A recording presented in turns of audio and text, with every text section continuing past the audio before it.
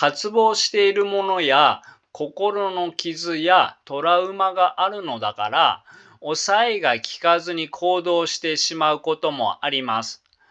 恋人に依存しすぎるのも、過度に執着しすぎるのも、嫉妬や拘束が激しくなるのも、思い通りにならないと怒りになるのも、これは生き延びるための手段です。小さい頃からそうするしか生きてこられなかったということです。抑えが効かずに問題のある行動をしてしまったと言うけど、その行動は自分にできる行動の中で精一杯の行動だったということです。こんにちは、自分探しイズムです。私はアダルト・チルドレンについての電子書籍作家で、現在のところ5冊中2冊でベストセラー1位を獲得しました。興味のある方は読んでみてください。概要欄にリンクを貼っておきます。親から十分に愛されなかった人は、自分はどうせ愛されないと思い込んで、恋愛に臆病になる人もいます。でも、親から十分に愛されずに愛情欲求が満たされなかった人の中には、恋愛に臆病になるタイプとは逆に、孤独感や依存心や見捨てられ不安が強くなり、恋愛依存になる人もいます。今日は恋愛に臆病になる方ではなく、依存心や見捨てられ不安から恋愛依存になる方を取り上げたいと思います。1、恋愛依存の人の特徴や症状。2、どうすればいいかという対策。3、ポイントの振り返り。4、すぐにできること。このような順番で話します。では、恋愛依存に苦しんでいる人の特徴や症状を見ていきましょう。一つ目は、ひどい人に捕まりやすいということです。どうしてかというと、恋愛依存に苦しんでいる人は、渇望しているものを激しく追い求めています。つまり、愛情を激しく求めています。この状態を例えるなら、3日間飲まず食わずで喉がカラカラということです。このような人は、賞味期限切れの水でも大丈夫だと判断し飲むと思います。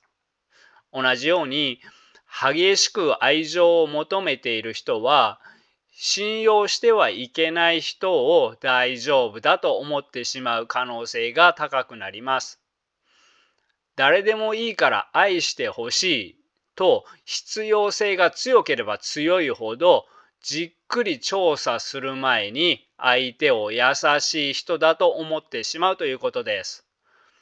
本来恋愛感情は時間をかけて少しずつ育てていくものですが、その期間を飛ばして一気に恋愛関係になる人は危険です。恋愛依存に苦しんでいる人の症状2つ目は、要求が異常なほど強いということです。この心理を理解するには、まず十分に愛されて育っていないということ、それから小さい頃から傷ついていて見捨てられる恐怖が染みついているということを理解してあげる必要があります。要するに、愛されていないので心が成長していなかったり、小さい子供のように依存心がものすごく強かったり、他人との境界が不鮮明です。そこで相手に対して不可能な要求を突きつけることになります。ここでの問題は、このように要求が異常なほど過剰ということは、その要求が通らなかった時に怒りになるということです。依存と攻撃はセットなので、言葉で攻撃するか、心の中で攻撃するかは別として、人は依存していればいるほど相手を攻撃します。相手の恋人は大抵恋愛依存や見捨てられ不安や心の傷についての理解などないので、小さい頃から傷ついているんだなとか、ひどい環境で育ったので見捨てられ不安が強いんだな、かわいそうだな、とは思いません。何もわからない相手からすると、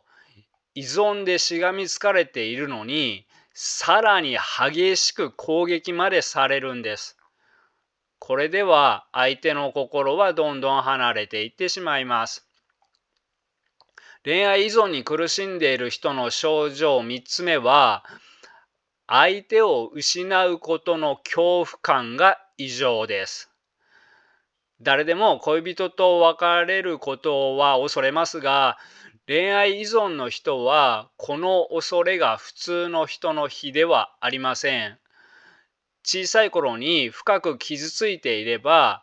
見捨てられ不安などから強い恐怖を感じやすくなります。そこで一人になることの恐怖は異常なほど強くなります。別れ話になると怒りやパニックになることもあります。また、一人になることが怖いので、恋人との間にしっかりとした愛を感じられないと、一番の人を失った時のために二番目の人をキープしておく人もいます。悪い人というより、そうしないと生きていけないということです。また、相手を失うことの恐怖感が異常すぎるので、自分を抑えすぎたり、自分を犠牲にしすぎてしまう傾向が強いです。自分が傷ついていることを分かっていながらも、嫌われないように尽くしすぎてしまいます。このように相手が必要になりすぎているので、相手が優しい人ではないと気づいていたとしても、次の人がいないとなかなか別れられません。恋愛依存に苦しんでいる人の症状4つ目は、相手への過剰な執着です。例えば、四六時中相手のことを考えていたりします。愛情で相手のことを考えている人は、自分の生活の合間に相手のことを考えますが、恋愛依存の人は度が超えています。常に相手が何をしているのか、誰といるのかを気にしすぎてしまいます。そこで頻繁に LINE などをしたがりますが、返信がちょっと遅いだけで不安になって何も手につかなくなったり、怒りになったりします。恋愛依存に苦しんでいる人の症状5つ目は、愛を信じられない傾向です。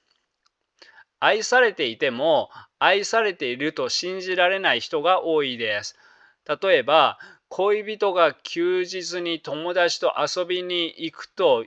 それだけでもう愛を信じられなくなってしまいます。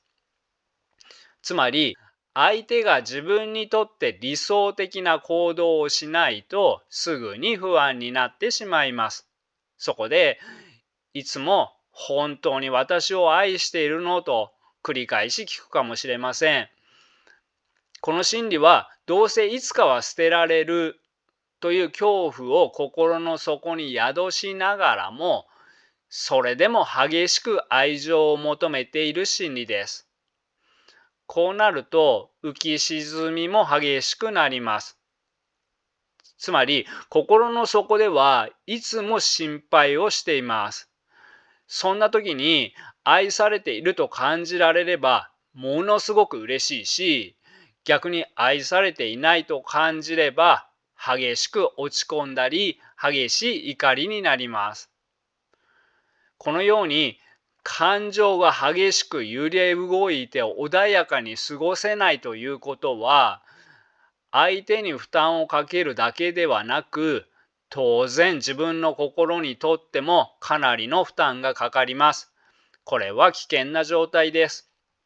少しずつでも改善していかないと、相手も失うし、自分の心も参ってしまいます。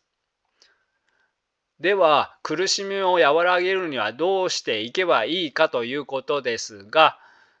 対策の一つ目は、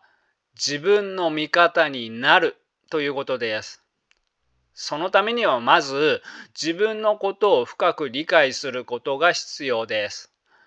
自分を点検して、小さい頃から満たされなかったものや、過去のトラウマや自分の思考パターンが分かってくると、なぜ恋愛に過度に依存してしまうのかが見えてきます。なので、過度な不安や激しい怒りを感じたときに、その感情と全く同じ感情になったことは過去にもなかったかと自分に自問してみてください。相手が何度変わっても、同じようなネガティブな感情を何度も繰り返すのは、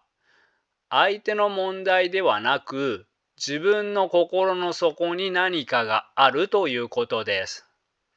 自分の心の底の傷を理解した次に大切なことは、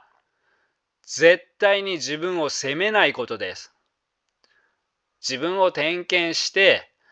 好きでこうなっているのではなくて、理由があってこうなっていると分かったのなら、自分が悪い人ではないことも分かるはずです。だから、恋人に迷惑をかけている、私は迷惑な存在だ、と自分を責めては絶対にダメです。誰かに迷惑をかけることをやめようとか、自分を犠牲にすることはやめようと思うことは大事ですが、でも、渇望しているものや心の傷やトラウマがあるのだから、抑えが効かずに行動してしまうこともあります。恋人に依存しすぎるのも、過度に執着しすぎるのも、嫉妬や拘束が激しくなるのも、思い通りにならないと怒りになるのも、これは生き延びるための手段です。小さい頃からそうするしか生きてこられなかったということです。抑えが効かずに問題のある行動をしてしまったと言うけど、その行動は自分にできる行動の中で精一杯の行動だったということです。要するに、悪い人ではないのに大変な人生を送ることになってしまったんです。だから自分を責めるのではなく、自分を大切に扱おうと決心すべきです。そして自己蔑視の状態から自分を大切に扱おうと決心できる状態まで進歩した自分を褒めましょう。その上で少しでも生きやすくなるために自分を変える努力を始めましょう。対策の2つ目は、おかしなところに気づこうということです。おかしなところとは、例えば必要なものって楽しく生きるために必要なものと生きるために絶対に必要なものと大きく2つに分けられます。楽しく生きるために必要なものは人によって違いますが、車、趣味に使う道具やお金、おしゃれ道具、テレビ、パソコン、スマホ、ゲーム、本などなど他にもいろいろあると思います。それに対して生きるために絶対に必要なものは衣食住と酸素ぐらいです。でもこれがないと死んでしまうので、なくなりそうであれば真っ青になって本気の本気になって必死に求め続ける必要があります。それが正常な行動です。恋愛依存に苦しんでいる人は、恋人をまるで衣食住や酸素のように必死に求め続けています。恋人は楽しく生きていくためには必要だけど、いなければ死んでしまうというものではありません。大人なのだから、本当は一人でも生きてはいけます。自分は恋人が異常なぐらいに必要になりすぎているということを理解することから始めましょう。そして異常なほどに必要にしすぎているからいろいろ問題が出ているんだと頭で理解することから始めましょう。心の必要性は急にはなくなりませんが、まずははっきりと理解することが必要です。そして相手を求めすぎていると、例えば100を求めていると70もらえても放っておかれているように感じてしまいます。相手を自分の欲求を完全に満たしてくれる人に変えようとするのではなく、また自分が相手の欲求を完全に満たす人になろうとするのでもなく、お互いに相手をコントロールしない関係を目指しましょう。相手の欲求と自分の欲求は違うということをはっきりと認識して、その上でどちらも相手の犠牲になるのではなく、お互いに相手の欲求や感じ方を認め合う関係を目指そうということです。何事も一気には変わりませんが、今まで極端に偏っていた思考が少し変わると相手にもそれが伝わります。それが良い方向へ向かい出すきっかけになるかもしれません。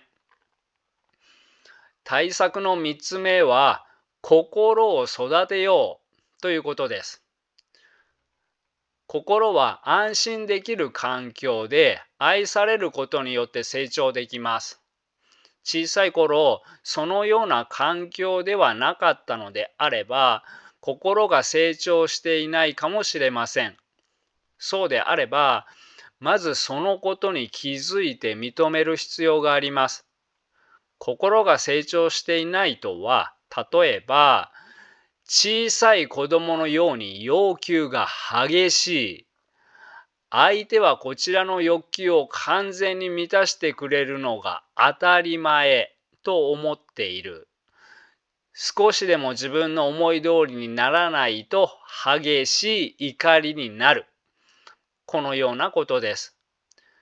人間関係は心が成長していないことに気づかず無自覚で甘えていると嫌われてしまいます。でも気づいて甘えの度合いが調節できるようになればそこまで嫌われることもなくなります。なので心が成長していない自分に気づいたら激しすぎる要求を正常の範囲内に下げる努力や相手には相手の欲求があるので自分の欲求だけが完全に満たされるということはありえないと理解する努力や思い通りにならないからといって怒るのではなく相手の立場も理解する努力を始めましょう。対策の4つ目は見捨てられ不安を和らげようということです。そのためには視点を変えましょう。例えば相手の行動のすべてがこちらに対する気持ちの表れではなくて相手の都合かもしれないと考えることで見捨てられ不安が和らぐことがあります。具体例を挙げると、恋人は友達と遊びに行くと言ったけど、別にこちらを嫌いになったからとか、こちらを雑に扱っているのではなくて、こちらとは関係なく、相手の個人の問題に過ぎないと考えてみるということです。同じように、相手が笑顔でなかったり、機嫌が悪いのは、必ずしもこちらに原因があるとは限りません。相手も人間ですので、相手は相手の問題で不機嫌な時もあります。また、見捨てられ不安を和らげるために、自己肯定感を高めることも必要です。仮に関係が終わっても、私には新しい恋人を作る力があると思えることも必要だからです。見捨てられ不安が強い人はこれがない人が多いです。少しずつ自己肯定感を高める努力を始めましょう。そして過度に不安な時は、この不安は現実の不安ではなくて、自分だから必要のない不安を過度に感じているのではないかと考えてみてください。対策の5つ目は、恋人一人に集中しすぎている状態を分散させましょう。四六時中恋人のことだけを考える生き方から、たまには友達を増やすような場に出かけ、ほんの少しでも他の人との交流を増やす生き方を目指しましょう。また、自分を見つめる時間や趣味に使う時間など、自分自身を成長させたり楽しませる時間を作りましょう。次は立場を変えて、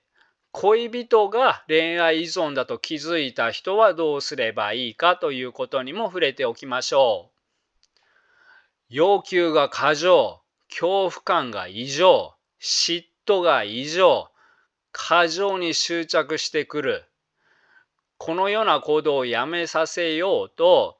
お前はおかしいと相手を非難してやめさせようとするのは逆効果です。怒って無理やりやめさせようとすることより、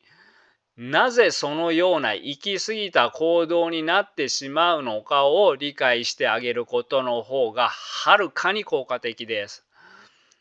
例えば、忙しくて LINE の返事ができなかったら、それだけのことで激しく激怒されたとします。確かに客観的に見ると、出来事に対する怒りが行き過ぎているので、こっちも怒りたくなってしまいます。でも、相手が大切な恋人であるならば、話を聞いてあげましょう。なんでそんなに怒りになるのか、過去にどんな心の傷があるのか、ということです。心の傷は人によって違いますが、例えば恋人は子供の頃に父親が家族を捨てて出て行ってしまった過去があるのかもしれません。そしてその出ていく少し前から父親に話しかけても構ってもらえなかったという心の傷があるのかもしれません。こういうことがわかると、行動が行き過ぎてしまうのも理解できると思います。そして一番大切なことは共感してあげることです。それならばこうなってしまうのもよくわかるよ。大変だったね。ということです。怒ってやめさせようとしても心の傷が刺激されて余計に不安になるだけです。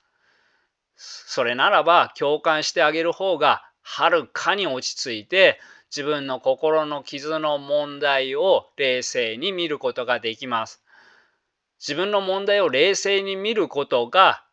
自分を変えるステップにつながります。これは自分の方が心が成長していて心に余裕がなければ無理だし、相手の程度にもよるので、自分には手に負えない、無理だと感じるのであれば、カウンセラーなどにお願いする必要があるかもしれません。では、ポイントを振り返ります。愛されずに育った人、依存心が強い人、見捨てられ不安や心に傷がある人の中には、恋愛依存になる人もいます。このような人は依存心や心の傷や見捨てられ不安から恋人が必要になりすぎています。必要になりすぎているだけではなくて、愛されたい欲求が激しく強かったり、依存したい欲求が激しく強かったり、一緒にいたい欲求が激しく強かったりで、恋人への要求が過度に強くなります。さらに、関係が終わってしまう恐怖が異常に強く、不安やストレスや怒りをいつも感じています。恐怖が強すぎるので、安心できるように相手を変えようとする面もあれば、自分を犠牲にしすぎる面もあります。それだけではなく、恋人さえいれば後の人はいらないとか、一日中恋人は今どこで誰と一緒にいるんだなどと恋人に執着しすぎる傾向にあります。さらに、自分が愛され続けるということを信じられないので、相手の愛も信じられません。すぐに疑ってしまいます。執着が強すぎる人が自分も相手も信じられないということは、それだけ嫉妬もすごくなるということです。どの特徴も同行しているし、思考が脅迫的になっているので、相手にとっても本人にとってもかなりの負担になります。長く続けていると嫌われてしまう可能性が高くなります。さらに、愛されることを最優先にしてしまうために、自分の心へも激しいダメージを与えています。愛されることを最優先にしてしまうのは、安心のできる環境で愛されて育っていないので、心が成長していなかったり、見捨てられ不安や心に傷があるので、思考が脅迫的になっているのです。このような事情があってこうなっているので、心が成長していないことや、問題行動をしてしまう自分を責めるのは間違っています。自分を責めるのではなくて、変えられるところを少しずつ変える努力を始めましょう。例えば、行き過ぎていたり、脅迫的なところを薄めたり、心が成長していないのであれば心を育てたり、視点を変えて見捨てられ不安を少しでも薄めたり、恋人一人に集中しないで友達や自分の生活を広げる努力をしたり、一人になっても生きていけるという自己肯定感を高める努力も必要です。そして恋人を変えようとするのではなく、また自分を犠牲にしすぎるのでもなく、ありのままの恋人で OK、ありのままの自分で OK という健全なコミュニケーションの取り方を学んでいきましょう。では、すぐにできることのコーナーですが、このコーナーは動画の一番最後にその日話した内容の中ですぐにできることを考えてから終わることにしています。今日の内容のすぐにできることは、気づく必要があることに気づこうということです。例えば、親に甘えられない環境で育ってきた人は、渇望しているものを激しく追い求めているということです。そして、その渇望しているものとは、母親からもらう母性愛です。自分は恋人に母性愛を求めているということに気づく必要があります。だから、普通の人の思いやりでは満足できない。普通の人の思いやりしかもらえないと怒りにすらなるということに気づく必要があります。このことを恋人目線で感じてみてください。恋人からしてみたら、思いやりを与えているのに怒りをぶつけられているということです。次に、恋人が完全に自分の思い通りに行動してくれなくても、自分で自分を幸せにできるということにも気づく必要があります。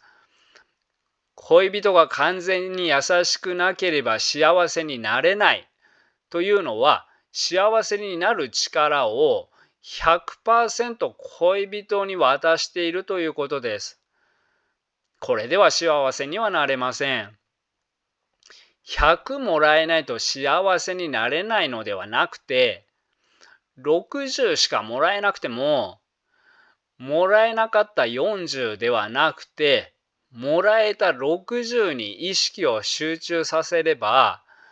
小さな幸せを感じられるということに気づく必要があります。恋愛依存を克服するには、心を育てる必要もあるし、自己肯定感を高める必要もあります。また、恋愛依存に苦しんでいる人は、特に人を見る目が育っていません。ひどい人のそばに行ってしまうことが多いです。人を見る目がないアダルトチルドレンの直し方、心の育て方編という動画や、甘えや依存心を克服しよう、自己肯定感を高めようという再生リストも参考にしてください。動画のすぐ下の概要欄にリンクを貼っておきます。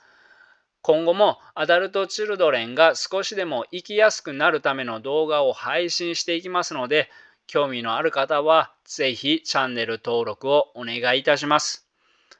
はい、最後までご視聴ありがとうございました。では、仲間の皆さん、よかったら高評価、チャンネル登録をお願いいたします。バイバイ。